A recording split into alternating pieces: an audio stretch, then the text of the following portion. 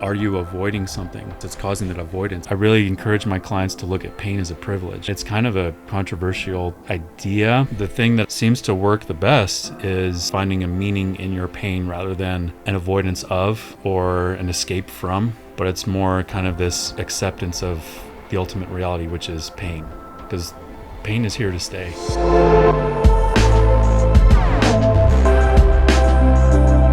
The type of therapy I really enjoy doing is this type of existential exploration, meaning finding, because I think that is at the root of what makes us human. I mean, we're very unique in that regard, in that we're always striving for meaning in our life. And that's something that I think goes deeper than food and water, is meaning, that need for it. And the thing that I've found that seems to work the best is finding a meaning in your pain rather than an avoidance of or an escape from.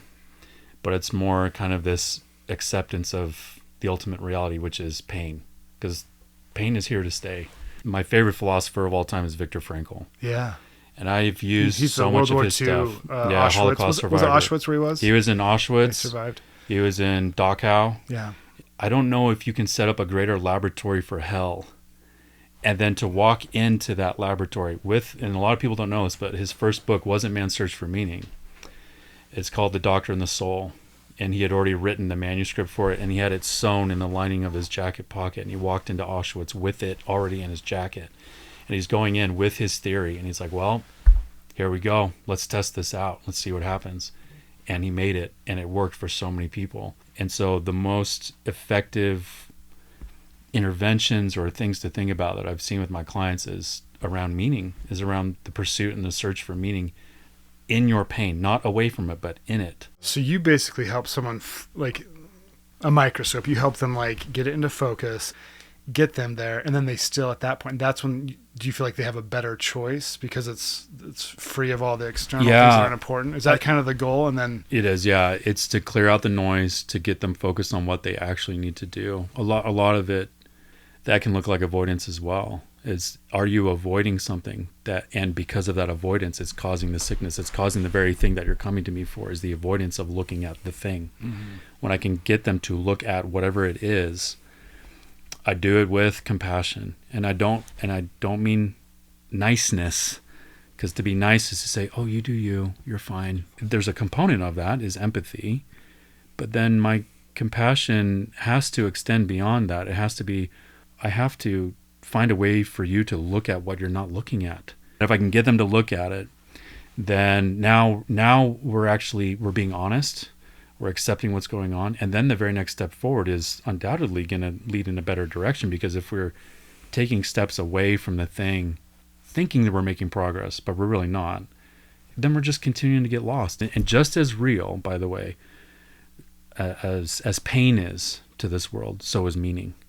If you can live presupposing that meaning is a part of this existence, as real as pain, then now you're working with two fundamental aspects of reality, and you're being honest with yourself. My question with you is like, how does someone find meaning? Do they need to like align that to their personal core values, or is there some sort of like eternal law out there that we can align to? I think there's a combo of things. I think there is an aligning. Frankl talks a lot about, there's three sources of meaning. There's the things that we give to the world. So creative, I'm a musician, or I'm a woodworker, or I'm a chef. The things we take, so the things we receive. If you're a chef, I find meaning from getting all of my friends together and receiving your food. That is very meaningful to me. Things we give, the things we take. And the third, and probably the most powerful one, is the stand that we make. Ooh, okay. So in the face of a set of circumstances, what stand are you going to take in the face of that? What stand are you going to make? I have found, and it's kind of a controversial idea, but I really encourage my clients to look at pain as a privilege. Pain privileges us with opportunities. It privileges us with the opportunity to grow. I mean, you're a fan of the Stoics, Seneca. Mm-hmm.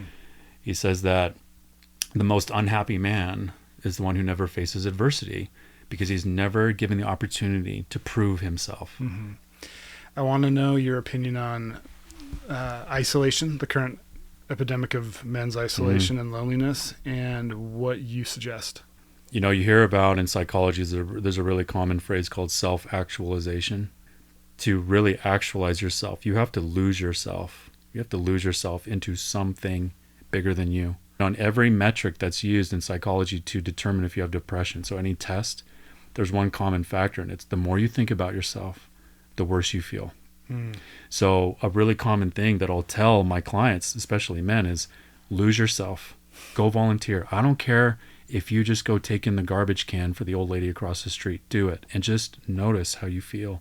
Now, do I mean you abandon your needs? No. Do I mean that you, never talk about how your emotions are? No. It's not that. It's just, are you striving for something that's greater and bigger than you, that's outside of yourself, instead of this lily pad hopping from one pleasure to the next? So you're saying go out, just do something nice and notice how it feels, and then follow that feeling. But I think for me, physical presence of other men is essential. The phone situation, it creates the illusion of connection. It's not real connection. Thank you. It is not. It's not. And there's plenty of brain imaging studies that show this, that if you have, for example, if you have a mother on a screen and then you have a baby talking to the mom, the brain lights up. There's no doubt about it.